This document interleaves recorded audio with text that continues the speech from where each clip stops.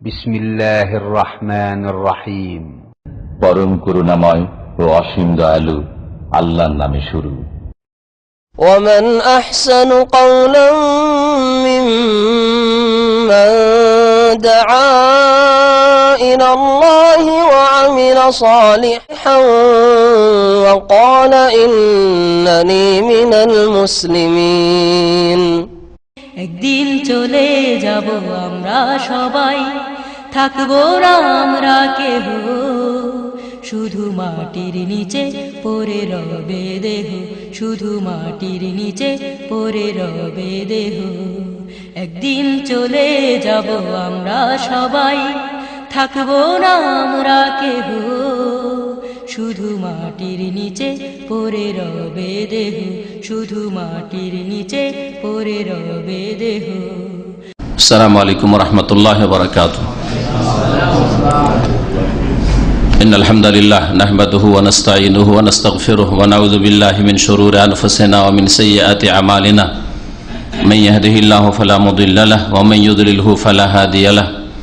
ওয়া আশহাদু আল লা ইলাহা ইল্লাল্লাহু ওয়াহদাহু লা শারীকা লাহু ওয়া আশহাদু আন্না মুহাম্মাদান আবদুহু ওয়া রাসূলুহু সাল্লাল্লাহু তাআলা আলাইহি ওয়া আলা আলিহি ওয়া সাহবিহি ওয়া সাল্লামা তাসলিমান কাসীরা।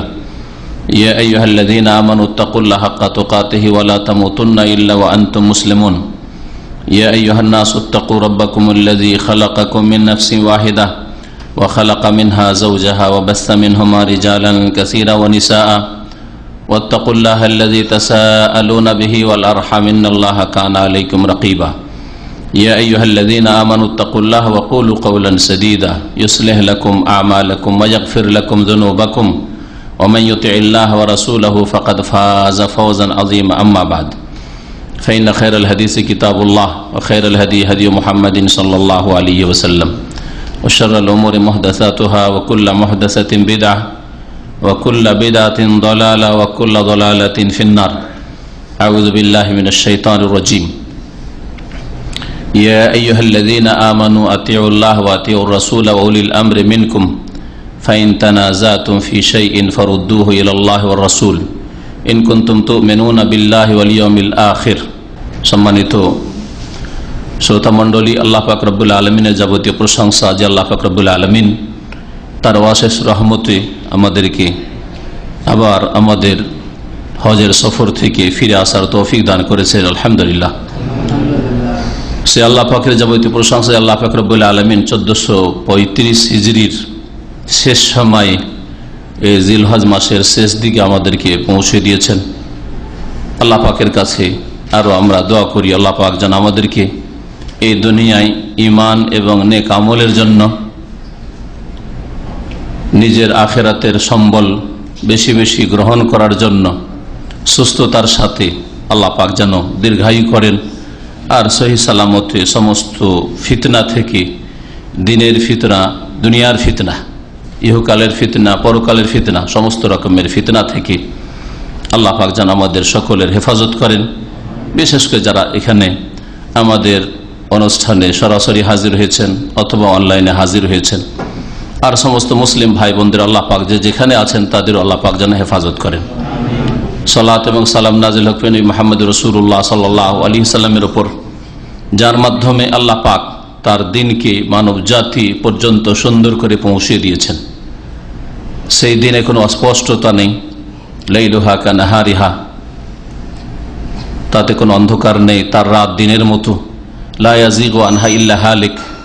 আর এই দিন যা রাসূলুল্লাহ সাল্লাল্লাহু আলাইহি সাল্লাম মানব জাতি পর্যন্ত পৌঁছে দিয়েছেন, ওহী পৌঁছে দিয়েছেন, তা থেকে একমাত্র যে হচ্ছে হতভাগা, যে হচ্ছে আল্লাহর রহমত থেকে বিতাড়িত, যে ওহীর বিধান থেকে, কোরআন এবং সুন্নাহ থেকে বিতাড়িত, সেই ব্যক্তি ধ্বংসের পথ নিতে পারে, সেই ব্যক্তি পথভ্রষ্ট গুমরাহ হতে পারে। আল্লাহ পাক রব্বুল আলামিন যেন আমাদেরকে হেদায়েতের পথে রাখেন এবং কোরআন সুন্নাহর কথা রাসূলুল্লাহ সাল্লাল্লাহু আলাইহি সাল্লাম থেকে, তার অনুসারী সাহাবায়ে কেরাম থেকে যা প্রমাণিত তার অনুসরণে আল্লাহ পাক যেন আমাদের তৌফিক দান করেন। আমাদের আজকের বিষয়বস্তু হচ্ছে মা বোনদের বিশেষ একটি মাসআলা, আর তা হচ্ছে মা বোনদের মসজিদে গিয়ে সালাত আদায় করা সম্পর্কে। এই মর্মে রাসূলুল্লাহ সাল্লাল্লাহু আলাইহি সাল্লাম থেকে বহু হাদিস রয়েছে, আর প্রত্যেকটি হাদিসের কিতাবে একটি অথবা একাধিক অধ্যায় রয়েছে তার বিভিন্ন দিককে নিয়ে। তারপরে এক শ্রেণীর বিদআতপন্থীরা রয়েছে যারা তাদের অন্তর বাঁকা হওয়ার কারণে, আর মানুষের অন্তর তখনই বাঁকা হয় ধর্মের ক্ষেত্রে যখন তারা কোরআন এবং হাদিসের রাস্তা ছেড়ে দেয়। তারা যখন রাসূলুল্লাহ সাল্লাল্লাহু আলাইহি সাল্লামের নিয়ে আসা বিধানের অনুসরণকে বাদ দিয়ে ব্যক্তি পূজায় লিপ্ত হয়, অন্ধ তাকলিদে লিপ্ত হয়, এজন্য অনেকে এই ক্ষেত্রে বিভ্রান্তির শিকার হয়ে থাকে।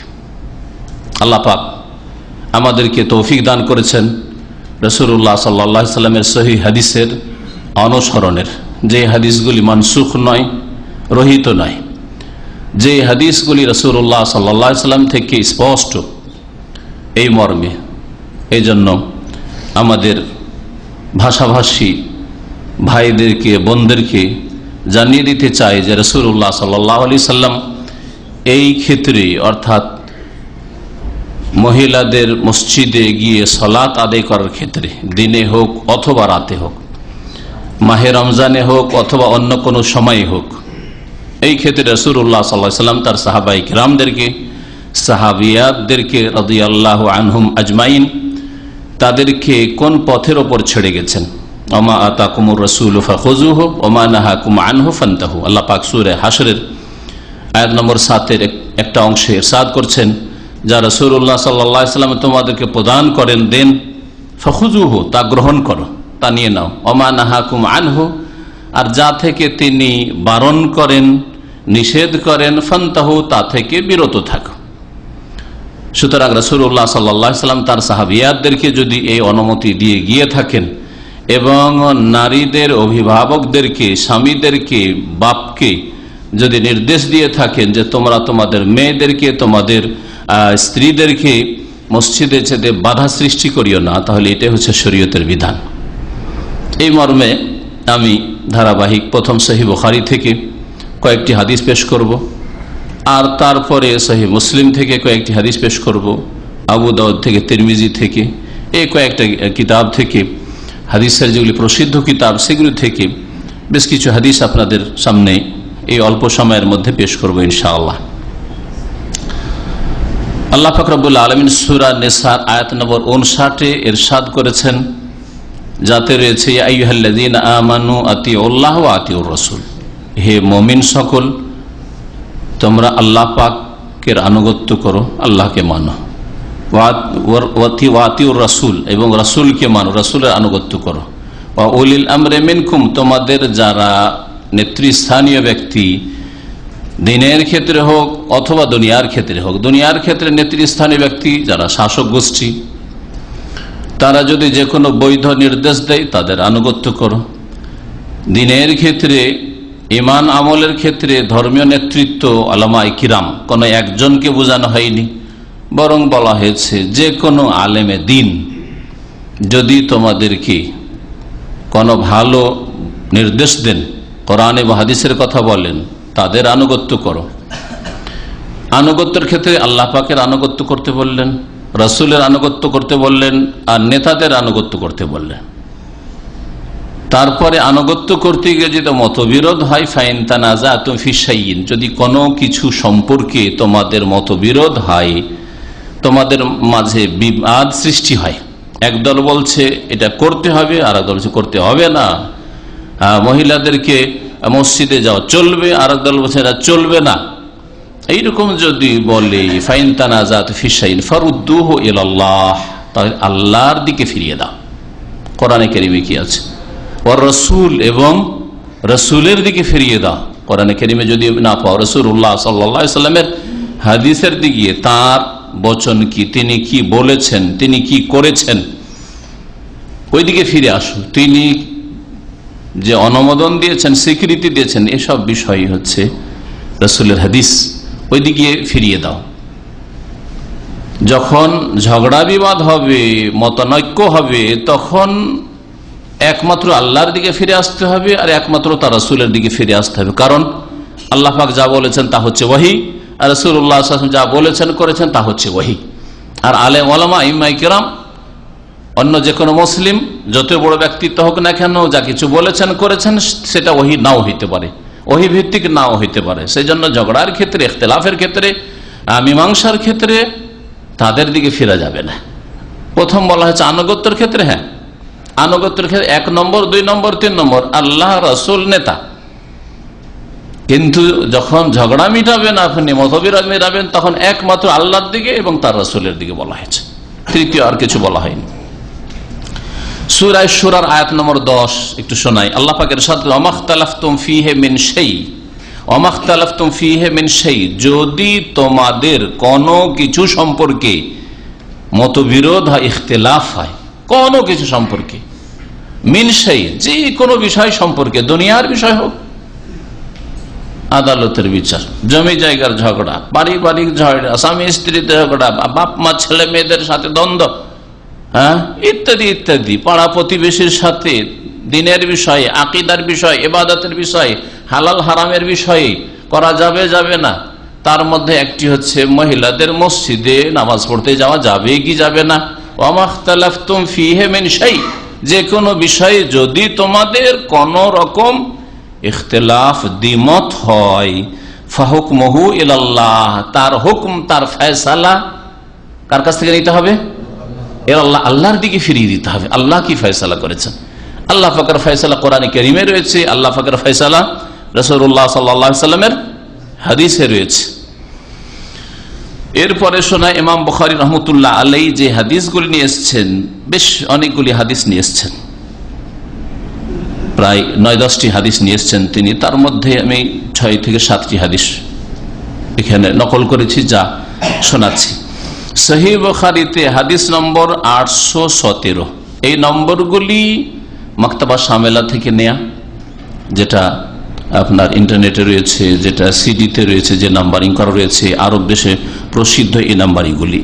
এই নম্বরের অনুকূলে হচ্ছে তৌহিদ পাবলিকেশন থেকে ছাপা বুখারী, যেটা ওটার সাথে মিল আছে। আর বাকি অন্যান্য বুখারী যেগুলি অনুবাদ রয়েছে সেগুলির সাথে একটু আগে পরে নম্বরে কম বেশি হবে, সেটা অন্যান্য বুখারী তরজমাগুলি পড়লে আপনাকে সেটা মিলিয়ে নিতে হবে, আমার নম্বর তাদের সাথে নাও মিলতে। ইমাম বুখারী রাহমাতুল্লাহ আলাইহি বলছেন, অধ্যায় শুনেন, বলছেন বাবু খুরুজুন নিসা ইলাল মাসাজিদ বিল-লাইলি ওয়াল গালাসি, এই অধ্যায় হচ্ছে মহিলাদের মসজিদের উদ্দেশ্যে গমন সম্পর্কে, মসজিদে যাওয়া সম্পর্কে।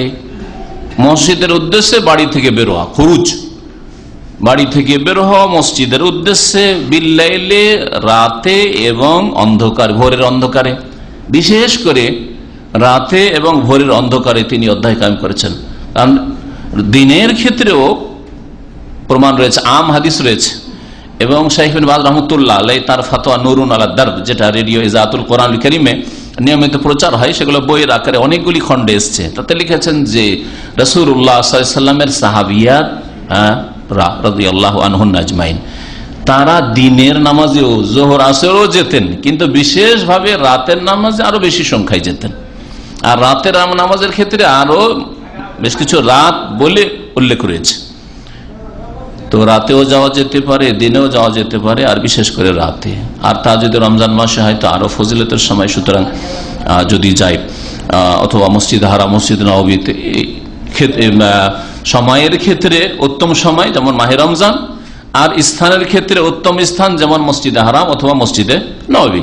তারপরেও আমাদের আলোচনাতে স্পষ্ট হবে যে যতই মোবারক সময় হোক আর যতই মোবারক স্থানে হোক, মহিলাদের বাড়িতে নামাজ পড়ার সওয়াব বেশি, সেটা উত্তম, এতে কোনো দ্বিমত নেই। তবে তাদের জন্য অনুমতি রয়েছে যে কোনো সময়, দিনে অথবা রাতে, কিছু শর্তের সাথে, যেগুলি খেয়াল রাখতে হবে, আমি শেষখানে উল্লেখ করবো ইনশাআল্লাহ।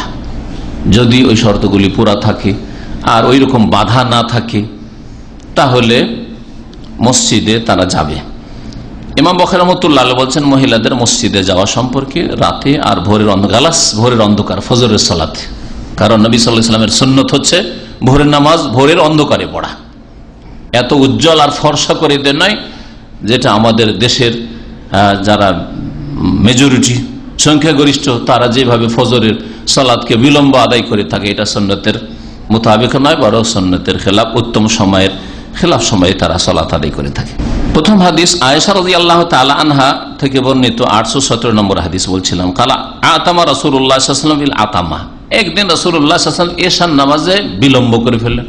এশার নামাজের জন্য অপেক্ষায় সাহাবায়ে কেরামরা রয়েছেন, মসজিদে মহিলারা পিছনে বসে আছেন, পুরুষরা বসে আছে ওয়েট করেন। হাত্তা নাদাহু ওমর, এমনকি যখন বেশ বিলম্ব হয়ে গেছে তখন ওমর রাদিয়াল্লাহু তাআলা রাসূলুল্লাহ সাল্লাল্লাহু আলাইহি ওয়াসাল্লামকে ডাক দিয়েছে। রাসূলুল্লাহ সাল্লাল্লাহু আলাইহি ওয়াসাল্লাম তার কক্ষে, আর রাসূলুল্লাহ সাল্লাল্লাহু আলাইহি ওয়াসাল্লামের কক্ষগুলি মানে উম্মাহাতুল মুমিনিনদের কক্ষগুলি সারিভাবে ছিল, যেমন মা আয়েশা রাদিয়াল্লাহু তাআলা আনহার যে কক্ষটি তাতে রাসূলুল্লাহ সাল্লাল্লাহু আলাইহি ওয়াসাল্লাম কবর রয়েছে, আর ওই লাইনেই ছিল 9 বিবির লাইন ধরে সেই রুমগুলি বা কক্ষগুলি ছিল, যে দিকটা কিসমুন নেসা আজকাল ওই মহিলা সেকশন। আপনি যখন দাঁড়াবেন মসজিদে নববীতে মিডিলে, তখন বাম দিকে দেখবেন যে ওই দিকটা মহিলাদের জন্য ঘেরা রয়েছে, ওই দিকটাই ছিল লাইন ধরে রাসূলুল্লাহ সাল্লাল্লাহু আলাইহি ওয়াসাল্লাম 9 বিবির ঘর। ডাক দিলেন ওমর রাদিয়াল্লাহু তাআলা আনহু, সাহসী মানুষ, নামান নেসা ওয়াসসিবিয়ান, হে আল্লাহর রাসূল, মহিলাদের ঘুম চলে এসছে, ওয়াসসিবিয়ান আর শিশুদের ঘুম চলে এসছে।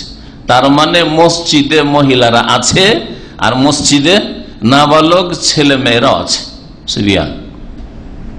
মসজিদে তাহলে নাবালক ছেলেরাও নামাজ পড়ার জন্য যেত, আর মসজিদে মহিলাও নামাজ পড়ার জন্য যেত। ফাখারাজান নবী সাল্লাল্লাহু আলাইহি ওয়াসাল্লাম, তারপরে নবী করিম সাল্লাল্লাহু আলাইহি ওয়াসাল্লাম বেরোলেন। ফাকালা মা ইয়ানতাজিরুহা আহাদুন গায়রুকুম মিন আহলিল আরদি, এই সময়ে তোমাদের ছাড়া পৃথিবীর বুকে কেউ সালাতের জন্য অপেক্ষায় নেই। তোমরা আল্লাহর কাছে কত প্রিয় যে আল্লাহর জমিনে একমাত্র তোমরা আল্লাহ পাকের ইবাদতের জন্য, নামাজের জন্য অপেক্ষায় ইন্তজারে রয়েছো। আর নামাজের অপেক্ষায় বান্দা যতক্ষণ মসজিদে বসে থাকে ততক্ষণ নামাজের অবস্থাতেই থাকে, যেমন নবী করিম সাল্লাল্লাহু আলাইহি সাল্লামের সহিহ হাদিস দ্বারা প্রমাণিত। নামাজ পড়ার নেকি পাচ্ছেন, কারণ আপনাকে নামাজ ছাড়া অন্য কিছু বাধা দিয়ে নেই।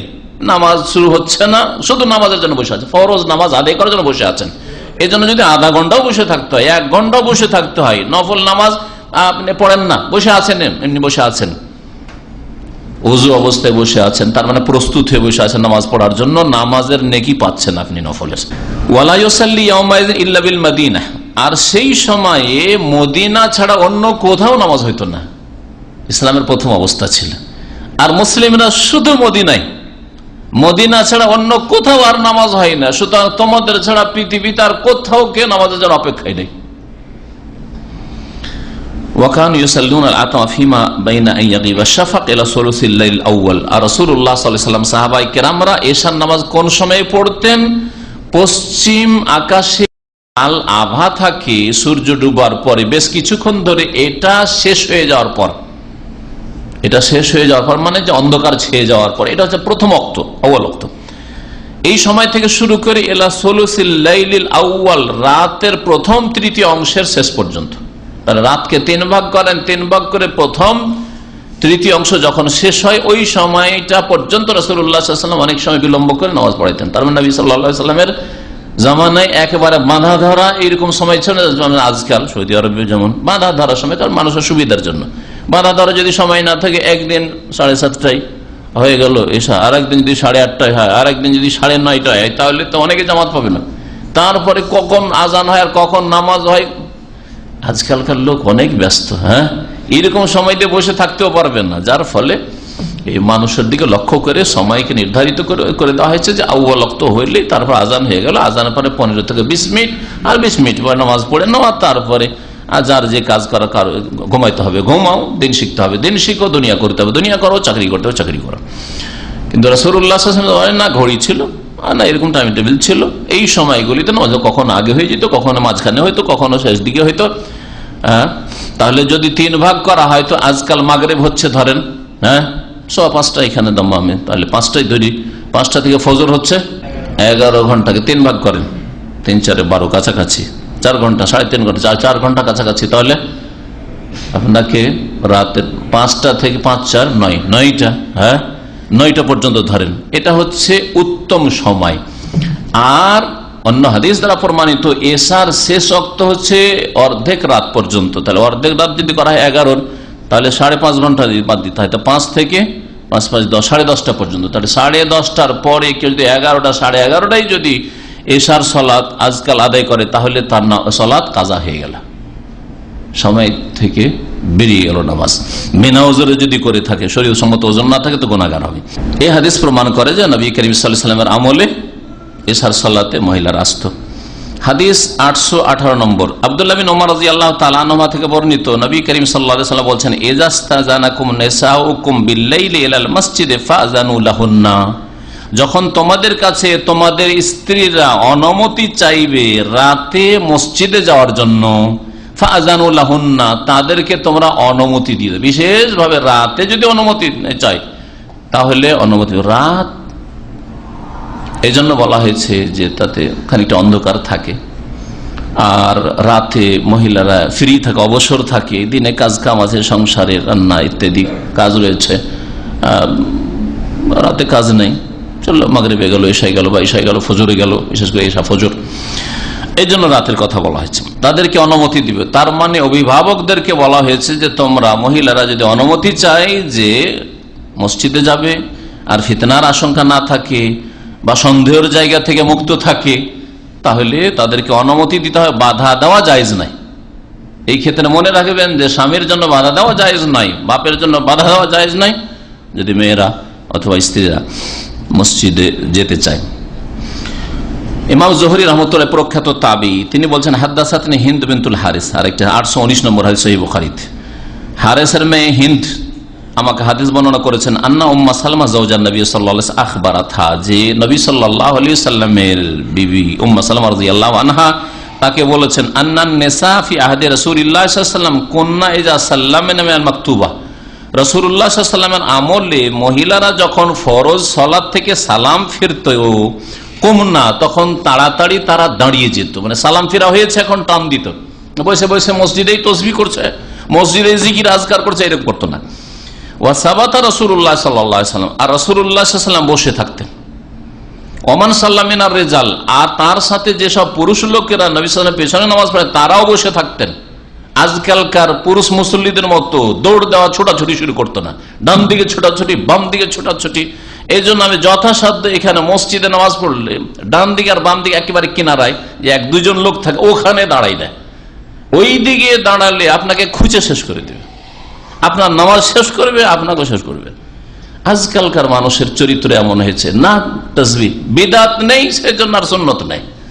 বিদআত নেই মানে সম্মিলিত মোনাজাত নেই সৌদি আরবে, এই জন্য অনেক লোকের সুন্নতি জিকির আজকার নেই, আস্তাগফিরুল্লাহ আস্তাগফিরুল্লাহ আস্তাগফিরুল্লাহ, আল্লাহুম্মা আনতাস-সালামু ওয়া মিনকাস সালাম, তাবারাকতা ওয়া যাল জালাল ওয়াল ইকরাম, অনেকগুলি দোয়া জিকির আজকার রয়েছে, তাসবিহ রয়েছে, সুবহানাল্লাহ, আলহামদুলিল্লাহ, আল্লাহু আকবার। কোথায় এগুলো?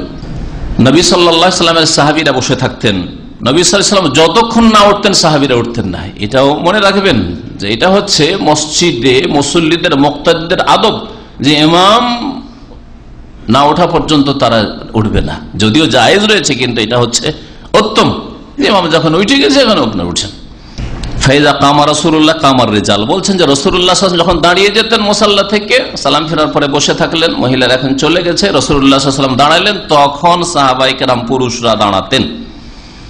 এর দ্বারা বোঝা গেল যে নবী করিম সাল্লাল্লাহু আলাইহি ওয়াসাল্লামের পিছনে মহিলারা ফরজ নামাজে হাজির হইতেন, আর সালাম ফেরার পরে তারা কুমনা দাঁড়িয়ে যেতেন। আর হাদিস আম, এতে রাত বলা হয়নি, এরকম অনেকগুলি হাদিস রয়েছে যেগুলি রাত দিন সবগুলিকে শামিল। 820 নম্বর হাদিস সহিহ বুখারীতে, আয়েশা রাদিয়াল্লাহু তাআলা আনহা থেকে বর্ণিত, তিনি বলছেন, ইন কানা রাসূলুল্লাহ সাল্লাল্লাহু আলাইহি ওয়াসাল্লাম ইউসাল্লি সুবহ, রাসূলুল্লাহ সাল্লাল্লাহু আলাইহি ওয়াসাল্লাম ফজরের সালাত আদায় করতেন। ফায়ানসারিফুন নিসা, তারপরে মহিলারা সালাত থেকে ফিরে যেত। মুতালাফিআতিন বিমুরুতিহিন্না, তাদের ওড়না, বড় বড় ওড়না, লম্বা।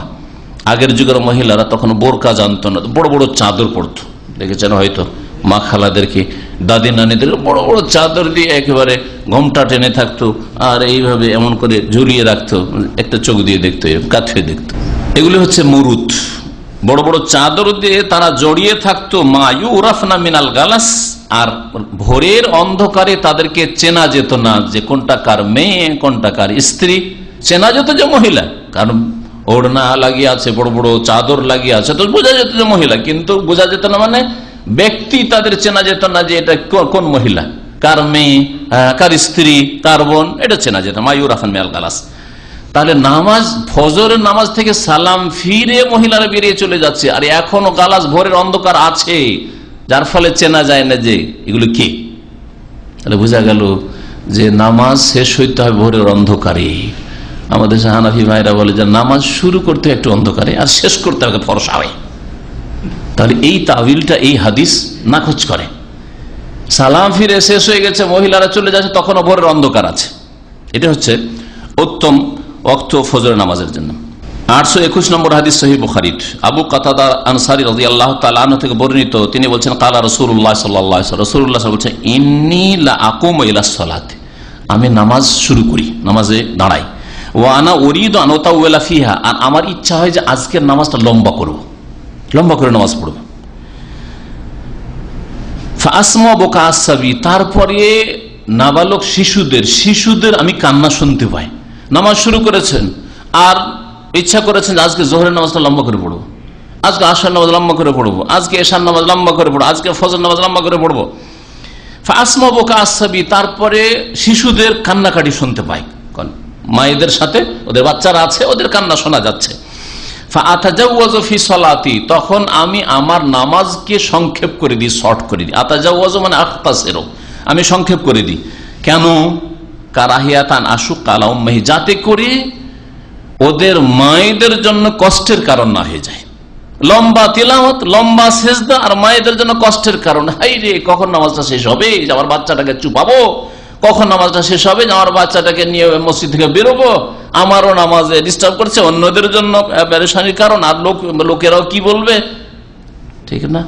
নানান চিন্তা। একটা বাচ্চাকে কান্না করে উঠলে মসজিদে বিভিন্ন রকমের এইরকম চিন্তা ধরবে বাচ্চার মাকে। তো রাসূলুল্লাহ সাল্লাল্লাহু আলাইহি ওয়াসাল্লাম লম্বা নামাজ পড়তে চাইতেন, আর তারপরে নামাজকে সংক্ষেপ করে দিতেন যখন বাচ্চাদের কান্না শুনতেন, যাতে করে ওদের মায়েদের জন্য কষ্টের, মায়েরা যদি বাড়িতে থাকবে তোমার কষ্টের কারণ কি হবে, বুঝতে পারছেন না? তার মানে মায়েরা বাচ্চাদের সাথে মসজিদে আছে, জি হ্যাঁ। তো মহিলারা মসজিদে আসতো রাসূলুল্লাহ সাল্লাল্লাহু আলাইহি ওয়াসাল্লাম জামানায়, আর বাচ্চারাও আসতো। যদি নামাজ পড়ে তাহলে সে বাচ্চা যেন তমিজ থাকে, তার মানে বুঝে যে এটা মসজিদ, এখানে পেশাব পায়খানা করা যায় না, এইরকম বাচ্চা। এই জন্য নবী করিম সাল্লাল্লাহু আলাইহি ওয়াসাল্লাম বাচ্চাদের 7 বছর বয়স হলে নিয়ে যেতে বলেছেন। 3 বছর 4 বছর বাচ্চা এটা নাও বুঝতে পারে, পেশাব আসলে পেশাব করে দিতে পারে, পায়খানা আসলে পায়খানা করে দিতে পারে, এই দিক থেকে ওই দিক দিতে পারে, দৌড়, হ্যাঁ ফুটবল খেলার মাঠ মনে করতে পারে, যার ফলে এইরকম বাচ্চাদেরকে নিয়ে আসা উচিত নয় যদি এইরকম শান্ত বাচ্চা না হয়। তবে যদি শান্ত ছেলে থাকে আর যদি মনে করে যে আমার বাচ্চা বুঝে, বসিয়ে রাখেন, বাচ্চাকে বাসায় রেখে আসা যাবে না, নিয়ে আসতে হবে, এইরকম যদি হয় বিশেষ অবস্থায়, তাহলে নিয়ে আসা যেতে পারে। সহিহ বুখারীর 849 নম্বর হাদিস, আব্দুল্লাহ বিন উমর রাদিয়াল্লাহু তাআলা আনহু থেকে বর্ণিত, তিনি বলছেন কানাত ইমরাতুন লি উমর তাশহাদু সালাতাস সুবহ ওয়াল ইশা ফিল জামাতে ফিল মসজিদ। আমার আব্বা উমর রাদিয়াল্লাহু তাআলা, আব্দুল্লাহ বিন উমর বলছেন যে আমার আব্বা উমর রাদিয়াল্লাহু তাআলা আনহুর এক স্ত্রী, মানে তার মা না, আর এক স্ত্রী, তার সৎ মা, সে কি করতো, তাশহাদু সালাতাস সুবহ, ফজরের নামাজে আসতো আর ইশার নামাজে আসতো, ফিল জামাতে, জামাতে সালাত আদায় করার জন্য মসজিদে। ফাকিলা লাহা, তখন ওই মহিলাকে বলা হইল, উমর রাদিয়াল্লাহু তাআলা বিবিকে বলা হইল, কেউ বললো কোন মহিলা, মা তাখরুজিনে, তুমি যাচ্ছ কেন মসজিদে নামাজ পড়ার জন্য, নিয়মিত এশায় যাই, ফজরে যাই, এরকম কেন করো? ওয়াকাদ তাআলামিন, তুমি ভালো করে জানো, আন্না ওমর ইয়াকরাহু যালিক, ওমর কিন্তু এটা পছন্দ করে না, তোমার স্বামী কিন্তু মোটেই এটা বরদাস্ত করতে চায় না যে আমার স্ত্রী বাইরে যাবে নামাজ পড়ার জন্য, মসজিদে যাবে বাড়ি থেকে, বাড়িতে পড়ুক, ওমর চাই এটা। আর তোমার এই মসজিদে আসা, নিয়মিত আসছো এশায় আর ফজর, এটা কিন্তু ওমর পছন্দ করে না। এই মন্তব্য করলো কোন এক ব্যক্তি, হয়তো কোনো পুরুষ যদি করে থাকে, তাহলে যে পুরুষ মাহরাম হবে, আত্মীয় হবে ওই মহিলার, আর না হলে কোনো মহিলাই হয়তো জানতে পেরেছে, বলেছেন। ওয়াগারো, এবং তার গায়রাত আছে, আত্মসম্ভ্রম, গায়রাত লাগে, আমার স্ত্রীকে কেউ দেখবে যে এটা উমরের স্ত্রী, বাড়ি থেকে বেরিয়েছে, মসজিদে এসছে, এটা উমরের স্ত্রী, কেউ বলবে এটা উমরের স্ত্রী, এটা উমরের বিবি, এটা আমার বরদাস্ত হয় না, এটাকে গায়রাত বলা হয়। গায়রাত স্বামীর অথবা বাপের বা ভাইয়ের যে আত্মমর্যাদা বোধ, এটাকে গায়রাত বলা হয়। আত্মমর্যাদা বোধের কারণে বাপ যদি মেয়েকে দেখে যে না কার সাথে মুচকি হাসি দিল, না মোটেই বরদাস্তের বিষয় নয়। বাপ যদি মেয়েকে দেখে যে একাই সে কোথাও লেখাপড়ার জন্য না, এটা গায়রত। আর যার গায়রত নেই, আত্মমর্যাদা বোধ নেই, সেই ব্যক্তি মেয়েকে এক দেশ থেকে এক দেশে পাঠিয়ে দিতে পারে পড়ার জন্য। একাই পাঠিয়ে দিল দিনাজপুর থেকে ঢাকা, ঢাকা থেকে চিটাগাং, আর এখান থেকে ওখান, বাংলাদেশ থেকে ভারত, ভারত থেকে বাংলাদেশ। কোনো ব্যাপার না, গায়রত নেই, আসলে গায়রত মরে গেছে। আর গায়রত মরে যাওয়াটা হচ্ছে ইহুদি নাসারাদের অনুকরণ। আত্মমর্যাদা বোধটা হ্রাস পেয়ে যাওয়া, এটা হচ্ছে ইহুদি নাসারাদের অনুকরণ, পশ্চিমাদের। কারণ পশ্চিমারা শুকুরের গোশত খেয়ে খেয়ে খেয়ে তাদের গায়রত, আত্মমর্যাদা বোধ শেষ হয়ে গেছে। কারণ শুকুরের বোধ প্রকৃতি হচ্ছে গায়রত শেষ হয়ে যাওয়া। গায়রত কিছু নেই, আত্মমর্যাদা বোধ বলে কিছু নেই। লাইন দিয়ে শুকুরনির পিছনে কয়েকটা নর শুকুর লাইন দিয়ে আছে। ওই রকমই পশ্চিমা সভ্যতায় স্বামীও আছে, আর স্বামীর সাথে সাথে মহিলার বয়ফ্রেন্ড অনেকগুলি আছে। কোনো ব্যাপার না, যখন সময় পাচ্ছে স্বামীকে সময় দিচ্ছে, আর বাকিটা বয়ফ্রেন্ডদেরকে দিচ্ছে। আউযুবিল্লাহ, আউযুবিল্লাহ। এটা যদি মুসলিমদের চরিত্র হয়, লাতাত্তাবিউনা সুনানা মান কানা ক্বাবলাকুম, তোমাদের পূর্বে ইহুদি নাসারাদের গর্তে তোমরা ঢুকবে, তাদের আদর্শের অনুসারী হবে, তাদের অন্ধ অনুকরণ করবে। কঠোরভাবে সতর্ক করেছে রাসূলুল্লাহ সাল্লাল্লাহু আলাইহি সাল্লাম। এই জন্য কোন মুসলিম এমন হবে যার গায়রত দুর্বল, আত্মমর্যাদা বোধ একেবারে দুর্বল, অসুবিধা নাই, যাচ্ছে নিজেরই তো গ্রামের ছেলের সাথে স্কুল কলেজ যাচ্ছে, আর গ্রামের ছেলের সাথে তো কথা বলছে। কে বলছে? এটা গ্রামের ভাই, মুখ চেনা ভাই, গ্রামের ভাই। এটা দেশেই, সে ও বাংলা বলে, ও বাংলা বলে। আরে বাংলাদেশ থেকে ধরেন বা ভারত থেকে, একই দেশের মানুষ ইউরোপে যাওয়ার পরে যদিও 5000 কিলোমিটার দূরে বাড়ি হোক না কেন, মনে করে যে প্রতিবেশী, একই দেশের মানুষ। মনে করে না না না, তো আমার দেশেরই ছেলে, হ্যাঁ দেশেরই সন্তান, ও দেশের ছেলে, আমার তো একই দেশের ছেলে মেয়ে। আউযুবিল্লাহ, গায়রত কোথায় মরলো? এইভাবে জেনা আজকে ব্যাপক আকার ধারণ করেছে মুসলিম সমাজ। ইহুদি নাসারাদের অনুকরণ করার কারণেই জেনা ঘরে ঘরে ঢুকে পড়েছে, শহরে বাজারে, আর স্কুল কলেজ ইউনিভার্সিটিতে ব্যভিচার আর চরিত্রহীনতার পরিবেশ বিরাজ করছে। আল্লাহ পাক মুসলিমদের হেফাজত করেন। নবী করিম সাল্লাল্লাহু আলাইহি ওয়াসাল্লাম এর হাদিস শোনাচ্ছিলাম, বলছিলাম উমর রাদিয়াল্লাহু অত্যন্ত গায়রতওয়ালা মানুষ, আত্মমর্যাদাবোধওয়ালা মানুষ। তখন ওই মহিলা উমরের স্ত্রী বলছেন যে উমর যদি এটার ওপর কষ্ট পাবে আর এটাকে ঘৃণা করবে, আমার এশা আর ফজরে মসজিদে আসাটাকে, আমাকে মানা কেন করে না? আমাকে বারণ করতে, নিষেধ করতে কোন জিনিসটা তাকে বাধা দিচ্ছে? সরাসরি বলবে, আমি তার স্ত্রী, বলবে তুমি যেও না, কেন বাধা দেন আমাকে? তো কোনোদিন আমার স্বামী উমর বাধা দেয় না। তখন যেই লোক বলছেন কথা ওমরের বিবির সাথে, বলছেন ইয়ামনাহু কওলু রাসূলিল্লাহ সাল্লাল্লাহু আলাইহি ওয়াসাল্লাম, রাসূলুল্লাহ সাল্লাল্লাহু আলাইহি ওয়াসাল্লামের এই হাদিস তাকে বাধা দিচ্ছে, তোমাকে বাধা দান করতে। রাসূলের হাদিস যদি না থাকতো সাল্লাল্লাহু আলাইহি ওয়াসাল্লাম, রাসূলুল্লাহ সাল্লাল্লাহু আলাইহি ওয়াসাল্লাম যদি হাদিস তার সামনে না থাকতো তো অবশ্যই তিনি বাধা দিতেন। এত গায়রতওয়ালা মানুষ। কি হাদিস? লা তামনাউ ইমা আল্লাহি মাসাজিদ আল্লাহ, আল্লাহর বাদীদেরকে আল্লাহর মসজিদে যেতে বাধা দিও না।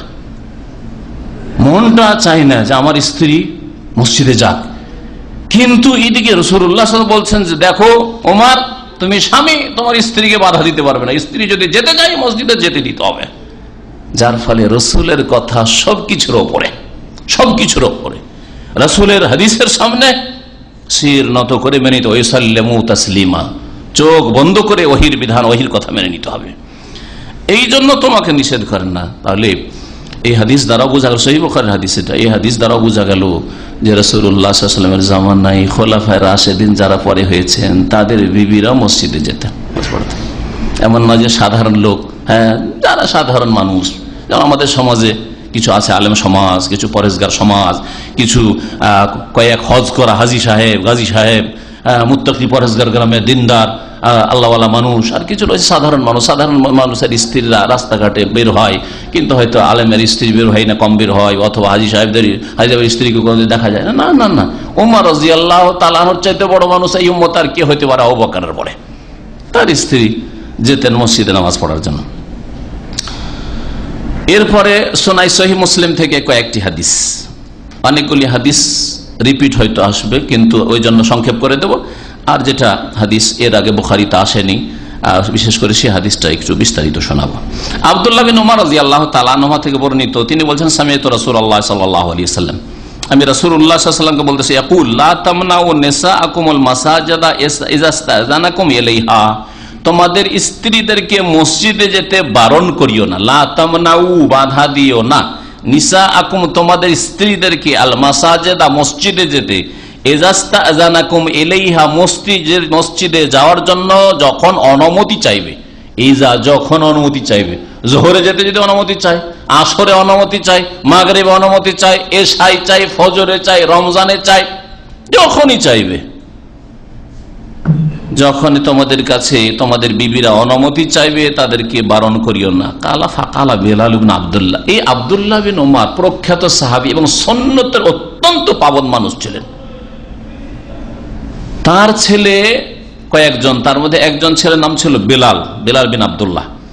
এই বেলাল খুনি, আর সেই জামানে আব্দুল্লাহ বিন উমর প্রখ্যাত সাহাবী, সে হজের ময়দানে আরাফায় মেনায় মজুদ।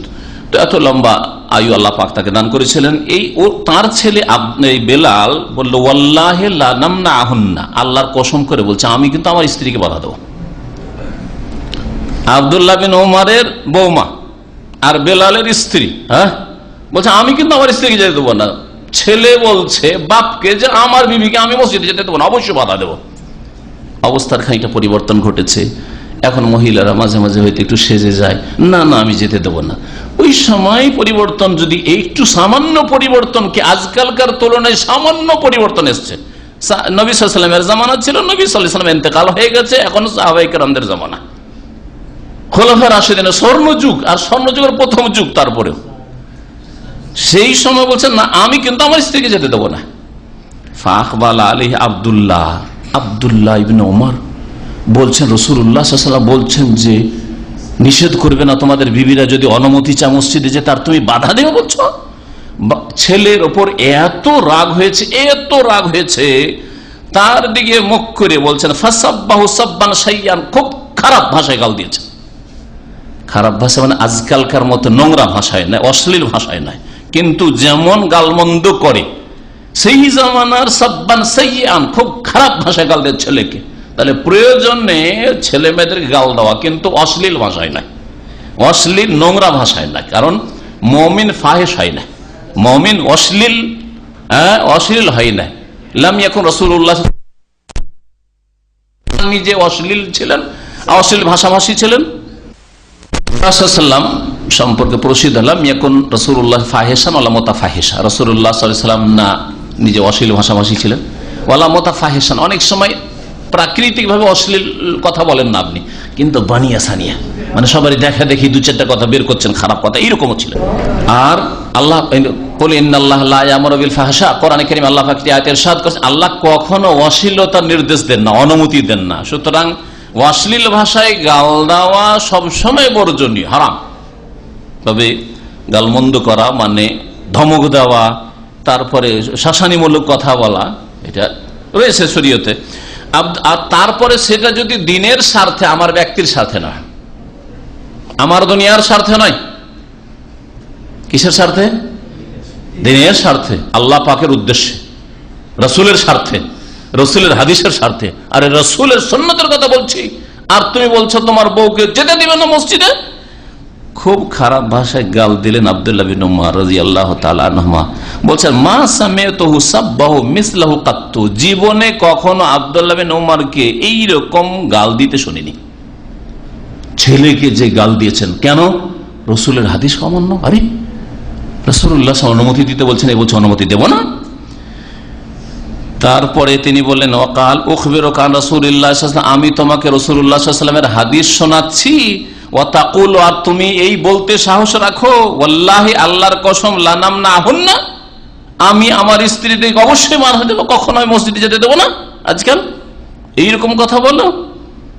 তারপরে সহিহ মুসলিমে আরো আছে, শোনেন ফালাতামা ফি সদরিহি, একটা ঘুষি তার একেবারে বুকে। তাহলে এর দ্বারা বোঝা গেল যে বাপ সাবালক ছেলেকে, বিবাহ করা ছেলে না হলে কি বলবে, নাবালক ছেলে বলবে আমার এখন বিবির মুখ দেখেনি আর আগে বলবে নাকি? তাহলে এই হাদিস থেকে বোঝা গেল যে সাবালক ছেলেকে বাপ মারতে পারে, আর আজকালকার ভালো ভালো ছেলেকে বাপ যদি মেরে দেয় তাহলে ও উল্টা একটা মারলে এক বাড়ি মারলে 2 বাড়ি মারবে। হ্যাঁ, সুবহানাল্লাহ, কত বেয়াদব হয়েছে আজকালকার অধিকাংশ ছেলেরা। সাবালক ছেলে, স্ত্রী আছে, বলছে আমার স্ত্রীদেরকে আমি কিন্তু যেতে দেবো না মসজিদে। ছেলে বেলাল বলছে, আর আব্দুল্লাহ বিন ওমর রাগ থামতে না পেরে একটা গাল দিলেন, আর তারপরে দিলেন একটা ঘুষি, লাতামা। আর মুসনাদ আহমদে রয়েছে যে আব্দুল্লাহ বিন ওমরের এত রাগ হয়েছিল ফামা কাল্লামাহু আব্দুল্লাহ হাত্তা মাত, তারপরে যতদিন তিনি বেঁচে ছিলেন আর এই ছেলের সাথে যে রসুলের এই হাদিসের উপর আমল করতে অস্বীকার করেছিল, যে আমার স্ত্রীকে আমি মসজিদে যেতে দেবো না, আর তারপরে অস্বীকার তার উদ্দেশ্য ছিল যে আজকালকার মহিলারা অনেকে ফিতনায় লিপ্ত, অনেকে সেজে টেজে বাইরে বেরোয়, অনেকে সুগন্ধি আতর লাগিয়ে বেরোয়, আমি যেতে দেবো না। আজকালকার ছেলেরাও যুবকরাও খারাপ হয়েছে, রাসূলুল্লাহ সাল্লাল্লাহু আলাইহি ওয়াসাল্লামের জামানার মতো হয়তো নেই, সেই জন্য আমি যেতে দেবো না। তার কিছু যুক্তি সে নিশ্চয়ই দাঁড় করেছিল। তারপরে সারা জীবন পিতা আব্দুল্লাহ বিন ওমর